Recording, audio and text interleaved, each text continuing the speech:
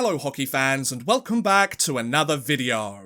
Who remembers All or Nothing Toronto Maple Leafs? You know, that 5-part series from Amazon Prime Video that gave us exclusive behind-the-scenes access to one of the league's most storied franchises during the recent 2021 NHL season? Well, it may surprise you to discover that it's been an entire year since that doccu-series came out. Well, technically only 10.5 months, but close enough, right? Now, when I first watched the series shortly after its release, I remember feeling somewhat disappointed with what I saw. Don't get me wrong, it certainly had its moments, but just when it started to peel back the curtain and show us hockey fans exactly what we wanted to see, the show would slam the door shut in our faces, as it changed the subject completely and took the episode in a completely different direction instead. It left me wanting more, but it never seemed to give me more, so ultimately it was a rather underwhelming experience, you know? Given that it's been a whole calendar year since the show debuted, and given that there's been an entire season of NHL hockey since its airing, I decided to give the series another chance. Earlier this week,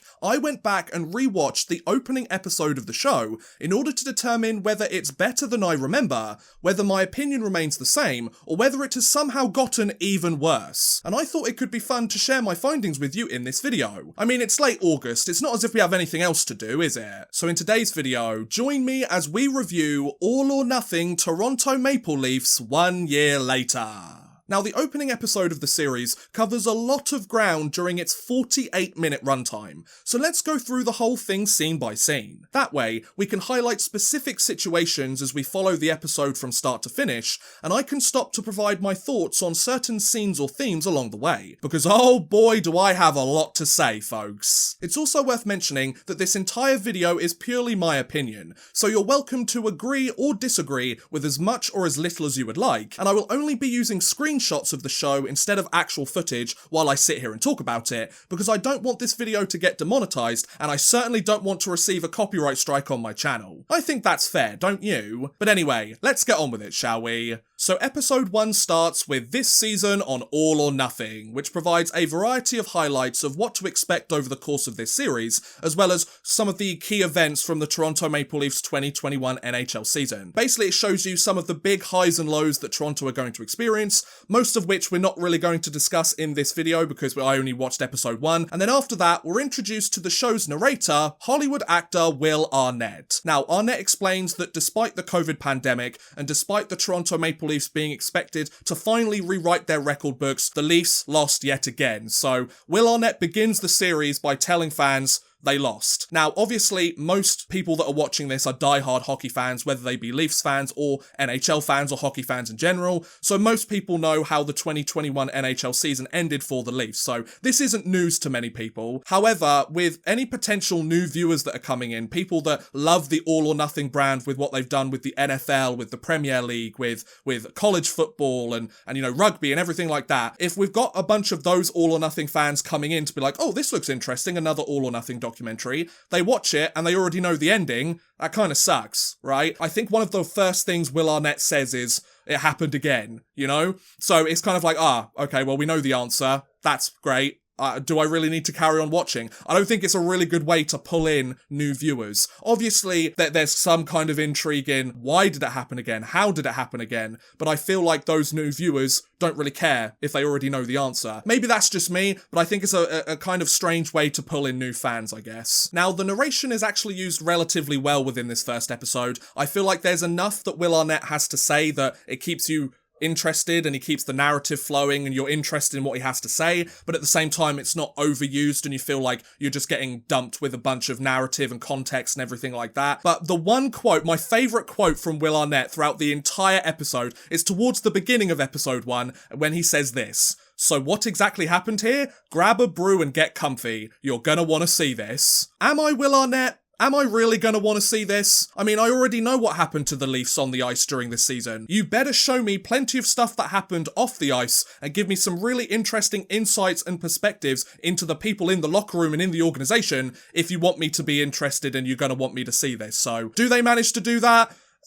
Yes and no, I guess. After a brief introduction into the Toronto Maple Leafs organisation and some of their demons over the last few decades, we start to see the Toronto Maple Leafs training camp before the 2021 NHL season gets underway. We get to see plenty of footage of the sights and sounds of practice, players taking part in certain drills, talking to each other, maybe discussing things with coaches, scoring goals, goalies stopping shots, nice kind of establishing footage to show where we're at within the timeline, It's interesting to see. It would have been nice if we had some kind of interesting conversations taking place during training camp, but there's enough there that you're kind of like, okay, we know exactly where we are in the narrative. And then after that, we're introduced to several members of the management team of the Toronto Maple Leafs, those being Sheldon Keefe, Kyle Dubas, and then slightly later, Brendan Shanahan. These three are introduced in varying levels of detail throughout the episode, but I thought it was best to kind of shove them all into this place here, because this is when we first get introduced to Keefe and Dubas especially. Then there's like a 30-second bit on Brendan Shanahan slightly later in the episode, and I didn't really have anywhere else to fit it within my notes. So then after the management staff, we are then introduced to some of the star players on the roster. We get a brief introduction to Austin Matthews, who they go into later on in the episode, Mitch Marner, who they slightly go on into more detail later in the episode, William Nylander, and Captain John Tavares. So they give us a look at the star players and the core of the roster of this Toronto Maple Leaf squad. But one thing I do like that they add is that they also introduce several notable veteran additions to the roster as well. They introduce us to Wayne Simmons, who they slightly go into a bit more detail later on in the episode, but not enough to kind of make it its own point. Zach Bogosian, who obviously just won the cup with the Tampa Bay Lightning the season prior. You get introduced to Joe Thornton, who I really feel like is probably the shining light in this whole docu-series, one of my favourite players within it. And then there's this really great quote by Dubas, who said that he brought in these three players, Simmons, Bogosian, and Thornton, because he wanted to add some spirit and energy to the roster that he felt was lacking from the season prior. So we get our first glimpse of the kind of interesting stuff here. We get to see why the general manager made the specific moves that he did, his kind of thought process behind it. Obviously, it's within the media because it's this all or nothing documentary, but it's not within all of the different reporters. It's kind of a little bit more intimate than that. So we get a more genuine, honest answer that isn't quite as robotic. There's a lot of robotic interview answers in this, and we'll get to them a little bit later,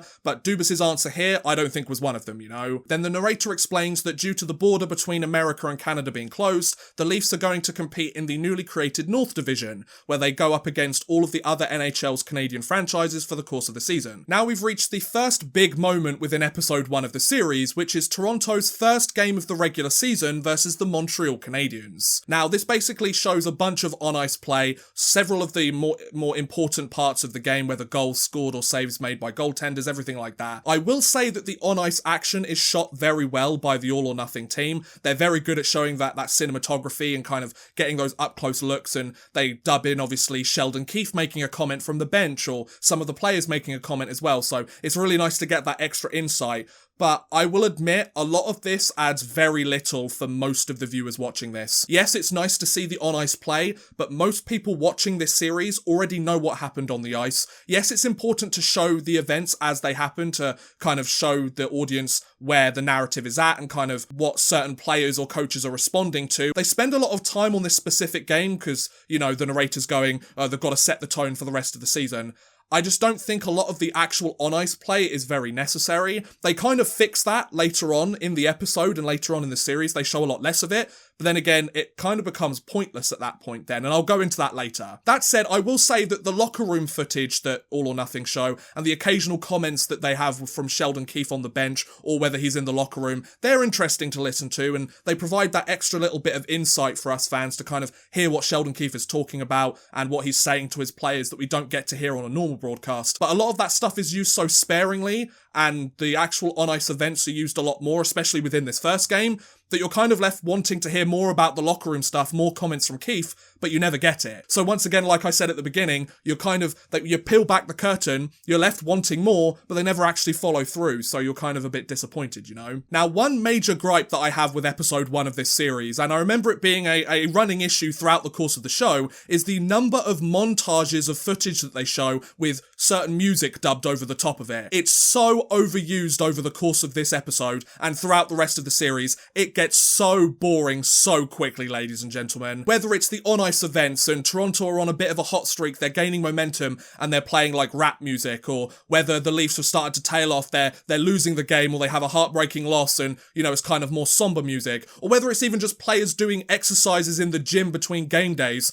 there seems to be a highlight reel with music over the top playing every minute or so, or every couple of minutes, if not more. Yes, it can be used as a transition, but they don't really use it as a transition. They show it to be like, look at what these players are doing. We're not hearing the on-ice response. We're not hearing what the players are saying. We're seeing some players in the gym do some lunges while holding some weights. Like, yes, well done. Keep that conditioning, Jason Spezza, but I'm not really interested to see that. I know they work out. They're professional athletes at the top of their game. If they weren't working out, they'd probably end up looking like me, which would be a real problem, especially as an NHL player, okay? Since they have these montages every minute or every couple of minutes or so, it's really shooting the narrative from one place to the next very quickly. It's a bit disorienting and kind of makes you feel a little bit dizzy with how quickly they go from one thing to the next. And while we're on that subject, actually, the show's pacing. My God, does it go at 1,000,000 miles an hour, folks. Everything seems to go so quickly and so fast from one topic to the next, and every single running narrative seems to be concluded pretty much immediately after it begins or a conversation has started, that we don't actually get the chance to fully experience each moment of the episode. We don't get to fully immerse ourselves in a particular conversation or a particular event on the ice because they're so quick to switch to something else because they feel like they've got so much to cram into this first episode and the rest of the series. Like, I get that this series has a limited number of episodes and you're trying to cram the events or all the interesting events of an entire NHL season into 5 45-minute episodes, but it feels less like an in-depth series and more like a highlight reel of all the stuff that happened over the season. All or Nothing doesn't usually do that. Their series aren't typically highlight reels of all the interesting things done, you know? They go into details about certain things. They pick a particular niche topic within a certain player on a certain day. They have interviews and use that as a chance to talk about this specific player and maybe some of the stuff they've dealt with either before the season started and before the docu-series began, or as the season goes along and kind of resolves it within a later episode or later on in the same episode. Whereas in this one, I really don't feel like they do that. It goes from one thing to the next so quickly. There'll be, oh, controversial thing happens or questionable thing happens. You lean forward and go, yes, okay, interesting. And then just as they're about to peel back that curtain and show us that interesting bit, another montage comes on, another rap music song plays, and we're on to something else. It's kind of, you know, like when a player misses a shot during a shootout and you're like, yes, okay, and then they miss it wide and like, that's basically Toronto Maple Leafs All or Nothing. That's basically this series summed up in a nutshell. They dangle that carrot in front of you, but they never give you the chance to nibble on it. And I want that carrot, damn it. Now, I mentioned the interviews that they add into the episode as it goes along and kind of giving certain thoughts or insights from players or management staff as the series goes along. I've got to say, though, other than the occasional interview with Kyle Dubas, where he actually provides some kind of interesting insight or comment, most of the interviews are boring and completely pointless. It's just the same old robotic hockey players giving the same old robotic answers. Yes, it's nice to hear what Austin Matthews has to say after a loss. Yes, it's interesting to see what Sheldon Keefe thinks about his team strategy. But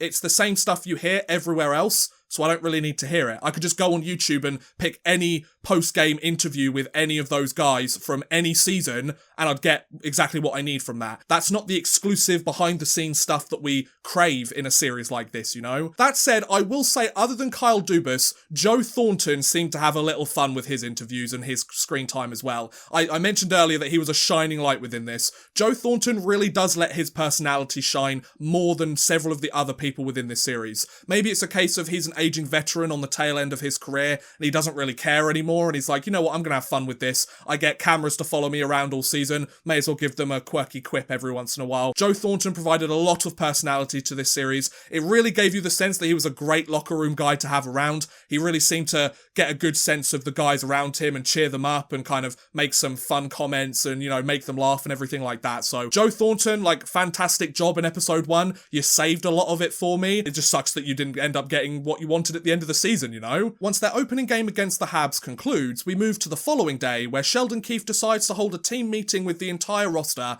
in order to discuss the events of the game the day prior. I'll be honest, there isn't really anything interesting that's mentioned within this meeting. There's no discussion of actual tactics for the team or their on-ice play over the course of the game. It's just essentially Keefe hyping the team up and trying to make sure they stay focused and kind of reminding them of their goals and their tasks. Now, speaking of Sheldon Keefe, we move on now to the first meeting between Sheldon Keefe and Kyle Dubas in Kyle Dubas's office. This is a recurring thing over the course of the episode and the series, and this is where the episode actually kind of starts to get slightly interesting, you know? The first meeting that they have is to discuss the taxi squad and the roster for the start of the season, because they're early on in the year, and this was the first time I was actually genuinely interested in what was happening in the episode. These kind of behind the scenes discussions between the coach and the general manager, that's the kind of stuff I want to see, especially when it comes to hearing the reasoning behind a GM keeping a player on the taxi squad, or the coach asking, okay, so if he's here, can we bring him up later on in the season? What does our salary cap situation look like? However, once again, just like everything else we've seen so far this episode, it shifts to a completely different topic just moments after we start getting into something like this. It does a really good job of giving us a taste of what we want to see this series, and then it snatches it from us before we get the chance to actually enjoy it or fully experience the kind of payoff that we want from it. I want to hear what Dubas and Keefe have to say, All or Nothing. Show us that stuff. Show us why a guy like Nick Robertson, who's still trying to crack the lineup, show him why you're putting him where you are in the organization. Show us why you're picking the certain players for the taxi squad as opposed to other guys in the minors, or why aren't you putting them on the main roster with the rest of the team? These are the kind of things we want to see. These are the kind of things that most of us hockey fans who already know how the season went, we want to see that extra insight.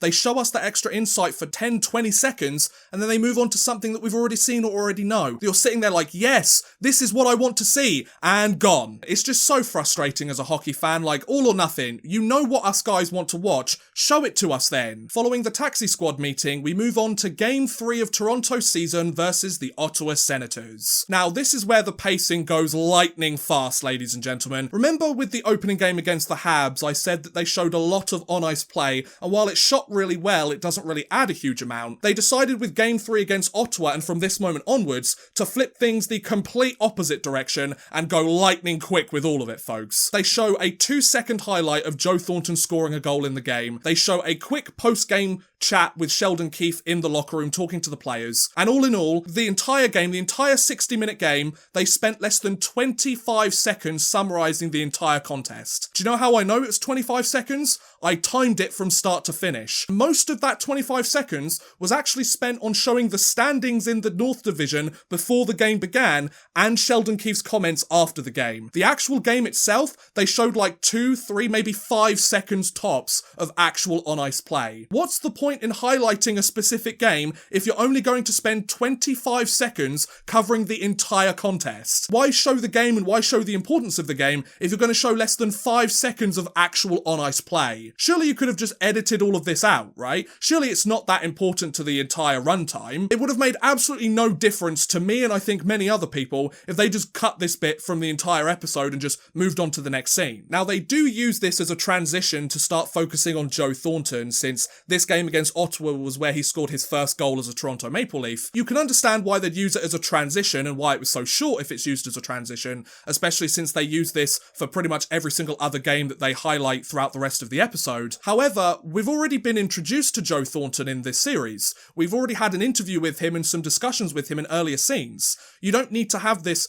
30-second focus on a game to show him scoring a goal to be like, now let's talk about Joe Thornton because he just scored in that game, remember? We've been introduced to Joe Thornton already. You can just show him on the screen and we're like, oh, we know who that is. That's Joe Thornton, the aging veteran. It just seems a little bit strange to kind of be like, here's Joe Thornton, here's this meeting. Let's show 30 seconds of a game that we don't really touch on at all or show much of the importance of it because it's game 3 of the season. Here's Joe Thornton again. You could just show us Joe Thornton. You don't need to have that transition. Maybe that's just me though. I don't know. Now, after the focus on Thornton, we move to game 5 of the season versus the Edmonton Oilers. And I will say that this one starts off quite well, as Sheldon Keefe does give a pretty interesting locker room talk before the game. He actually goes into certain players and strategies that he wants the team to focus on. He makes some interesting comments on facing Connor McDavid and Leon Draisaitl, both on the bench during the game and in kind of a more interview setting after the fact that they've added in. So I think Sheldon Keefe does shine quite well in game 5 against the Oilers. Obviously, Joe Thornton got injured in that game and he broke a rib, I believe, so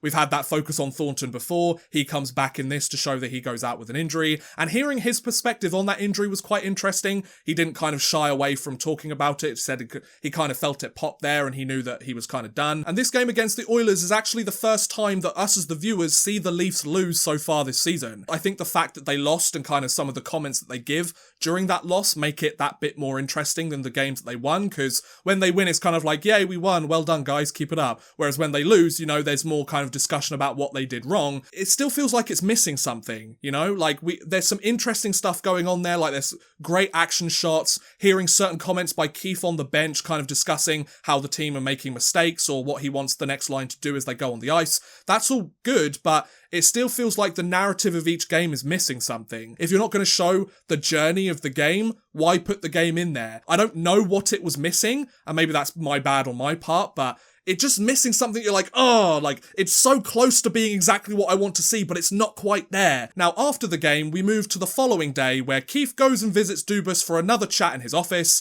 and Keith actually starts to talk a little bit of trash about Auston Matthews and the comments that he made where they played it safe to the media after the game against the Oilers. This is exactly what we want to see, All or Nothing, and he makes some really fair points and kind of tells Dubas, actually, our star player is really wrong here. They didn't play it safe. In fact, they didn't play aggressive enough. This behind-the-scenes stuff that they're showing us that we don't get to see, that's what we want. Give us more. But once again, Dubas kind of shuts it down immediately, or they cut to Dubas shutting it down immediately, being like, oh, you should address this in front of the entire team, or talk to Auston and then have a chat about this kind of mentality with the entire team. And then we're like, okay, so shut down immediately. And then this conversation bleeds into a practice where Keith goes and has a conversation with Auston Matthews, and you think, okay, now this is getting interesting. There's a little bit of tension between the two of them. It makes you lean forward a little bit. You want to see how the interaction goes, and the team meeting shortly after these two have their conversation is also interesting to witness, because he mentions some of the things that Matthews says, but addresses to the entire team, because he's already had the chat with Matthews, so he's cleared the air with him,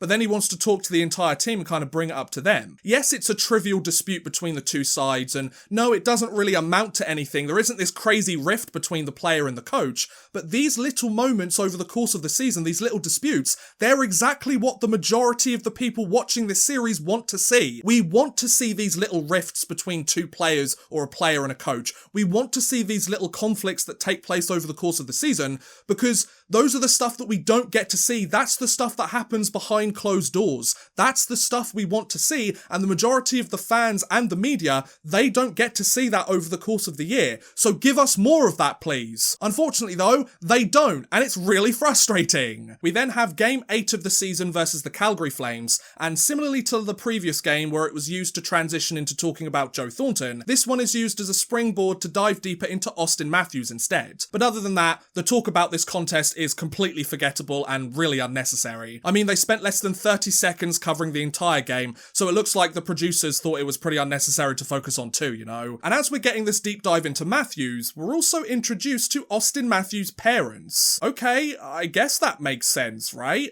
Sure, I guess it's nice to see how polar opposite Auston Matthews' upbringing was in the deserts of Arizona compared to playing professional hockey in Toronto, but focusing on his parents and spending considerable time watching them go to the shooting range or cook in their kitchen doesn't really feel very necessary in a docu-series about the Toronto Maple Leafs, you know? I mean, I'm not taking Auston Matthews on a first date. Why have I got to meet his parents like this? It just kind of feels like it's shoehorned into the episode to try and give us a bit more of a background into Auston Matthews, whereas I feel like they could have used that time a lot better. But after a deeper look into Matthews' journey to the NHL and his career up until that point, we then get a quick focus on his line mate, Mitch Marner. Now, I've got to be honest here, folks, with the footage that they show of Mitch Marner at this point in the first episode, he really comes across as the stereotype of a hockey frat boy. I'm not saying that's a bad thing necessarily, it's just an observation I had, you know? He really gives off frat boy energy. He does seem quite relaxed and quite chill, and, you know, he's trying to make conversation with his teammates as the cameras are following them. It's not the best conversation per se, but at least he's trying, alright? We then move on to Game 9 of their season, which is a rematch against the Edmonton Oilers. Now, considering that they spent 1 minute covering this entire contest, and I know it's a minute because I timed it, and given that they used most of that 1 minute runtime to show us Auston Matthews' parents' reaction to the game instead of any actual on-ice play, once again, I question why they decided to focus on this game specifically. Was it because we saw their first loss against Edmonton, they wanted to try and play up that revenge arc or that rematch arc? Like, I get they only have so so much runtime for each episode,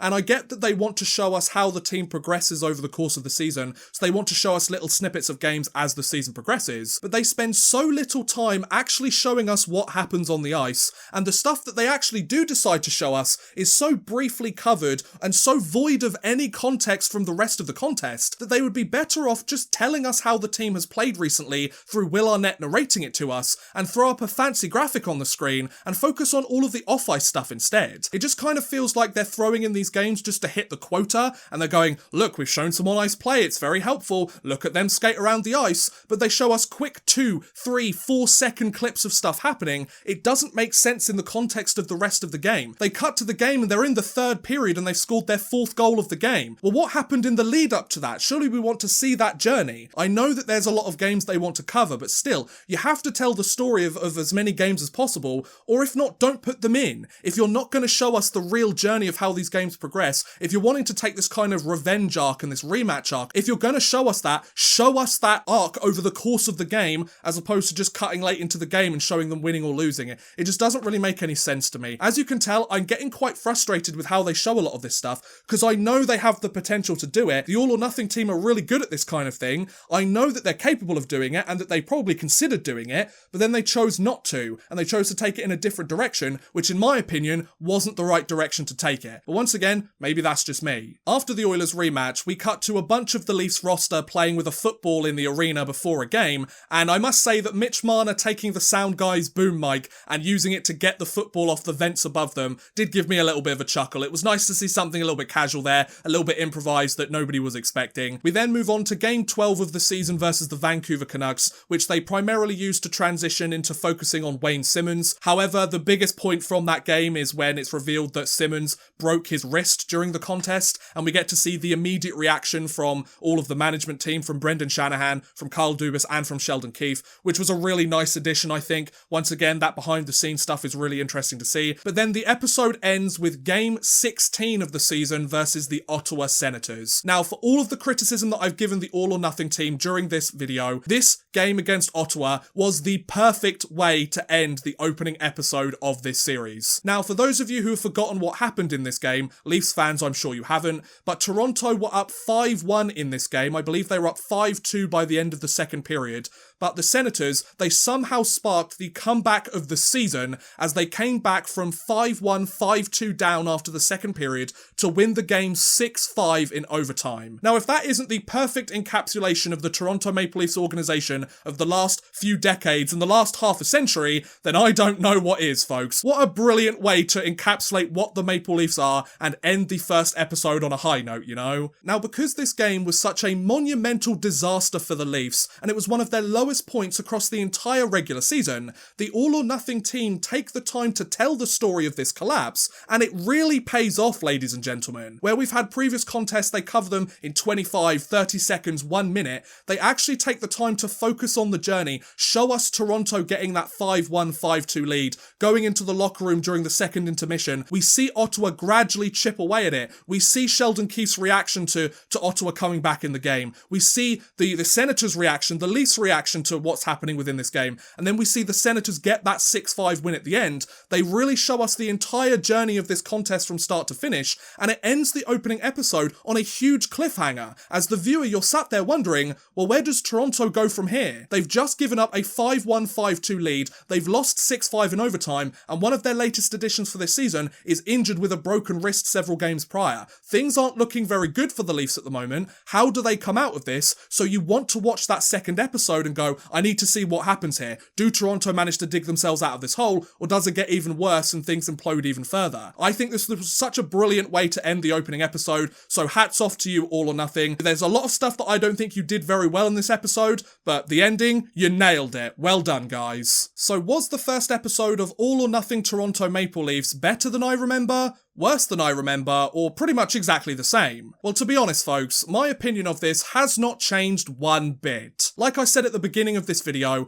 I felt that they gave you a peek behind the curtain to kind of give you a glimpse of some of the behind the scenes stuff that we're looking for, but just as it starts to get interesting, they slam the door in your face and completely move on to something different. And having rewatched this first episode of the series, that has not changed in my mind at all. There's some really interesting concepts and topics that they start to go into. That first meeting regarding the taxi squad, the second meeting talking about Austin Matthews' comments to the media, the final game against Ottawa to finish off the episode. There are some things that this episode and this series does well, but the problem is it's surrounded by so much unnecessary filler and highlight montages with music playing over it, you know? Whilst I'm sure that Austin Matthews' parents are lovely people and they seem really nice, I don't think we really needed to focus on them. We wasted quite a lot of valuable time talking about them, considering their 45-minute episodes roughly and 5 episodes to cover an entire 56-game season and the playoffs. They could have used that time better in my opinion, maybe shown more game footage to better show some journeys through some of the contests that they discuss within this episode and throughout the rest of the series. Maybe use that time to cover another player that we didn't look at in this episode, maybe go into more detail regarding Mitch Marner and his journey to the NHL. I feel like there's a lot of stuff they could have cut out and it would have made no difference whatsoever. There's several different topics or scenes that they went into far too much detail into, and some that they didn't go into enough. So I feel like this needed another round on the cutting room floor to kind of chop out all the uninteresting, dry bits of the narrative and the situation. But like I said at the beginning of this video, it gave us a glimpse of what we wanted to see, but it didn't follow through with that. So ultimately, once again, it was a rather underwhelming experience. Would I recommend going back and watching this at this point in time? Probably not, unless you're a huge NHL fan and you haven't watched it, or you don't really know the NHL and you're new to hockey and you have no idea how the season went. If you're in one of those categories, go and watch it. Like, it's a high production value. Like, it's very well made, it's very professional. It doesn't look like they've cut back on any of the costs or the budget to get this whole thing put together, so it's a high value, high budget production. The problem is, for hockey fans that already know what happened to Toronto during that season, for people that want to see all of that stuff behind closed doors and what the media and what we don't get to usually see during the season, kind of the conversations and the conflicts and discussions that take place, you don't really get enough of that to warrant it being interesting enough, especially if you're not a Leafs fan. If you're a Toronto fan, you're probably going to love this. If you're new to being a Toronto fan, you'll adore this. But if you're a fan of a different team or you're kind of impartial to the Maple Leafs, yes, it's nice to get a bit more of the players' personalities. Joe Thornton's a real shining light within this, and it's really nice to get to know him a little bit better, especially since his career's kind of over at this point now. But other than that, I wouldn't really recommend it for most hockey fans. Yes, it's kind of fun to watch, but if you already know most of the stuff that's happened, it's no more than background noise, to be honest. You don't really gain a huge amount from watching it, and you lose time from watching it, so it kind of works out against your favour if you ask me. So yeah, all or nothing Toronto Maple Leafs, it certainly has its moments and there are some interesting concepts that it explores, but for the most part it's an entirely forgettable experience and it's rather underwhelming from start to finish. So watch at your own volition, okay? And on that note, I'm going to end today's video. That was my review of episode 1 of All or Nothing Toronto Maple Leafs 1 year later. What do you guys think about what I said about the show or the entire series as a whole? Also, do you want me to go back and watch episode 2 of the series and make another video reviewing that as well? Let me know in the comments below, I would love to hear what you guys think. But thank you very much for watching guys, I hope you have enjoyed. Please feel free to like, subscribe, share, or watch some of my other videos. Thank you very much for watching, and goodbye! A big thank you to Bexy93, Burned Retinas, Clayton Hallam, Drew Fawcett, Houston NG, Raquel, and Worthless Pieces for helping support this video via Patreon. If you too want to help support the channel a little bit further and get a shout out at the end of every future video, make sure you head over to patreon.com/oddmanrush and become a patron today.